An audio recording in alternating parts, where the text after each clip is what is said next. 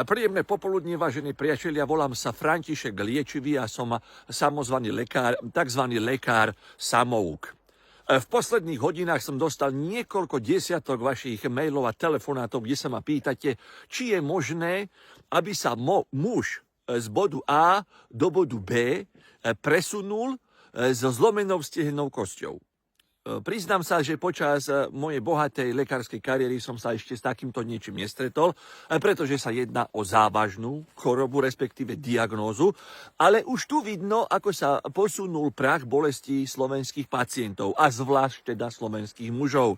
Nie je to tak dávno, kedy už muži písali závet, keď mali teplotu 37,2, alebo mali soplík, po prípade nejaký suchý kašel. To boli už jasné predsmrtné príznaky toho, že muži pravdepodobne ten prach bolesti ani zďaleka nemajú postavený tak, ako mnohé slovenské ženy. Teda keď sa pýtate na tento konkrétny prípad, je to situácia nezvyčajná, ale stáva sa to. Dokonca sa stáva to, že si ten človek to ani nevšimne, že má takúto bolesť, a nevšimnú si to ani priemyselné kamery, ktorých sa podobná, alebo teda táto konkrétna udalosť udiala.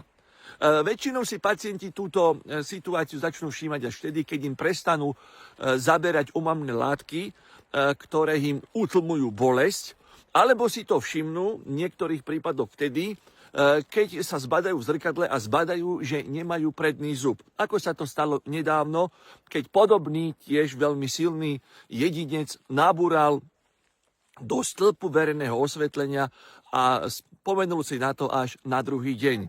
Tu na teda vidno, že podobnosť je síce čisto náhodná, ale v podstate sa jedná o dva podobné, možno až rovnaké prípady.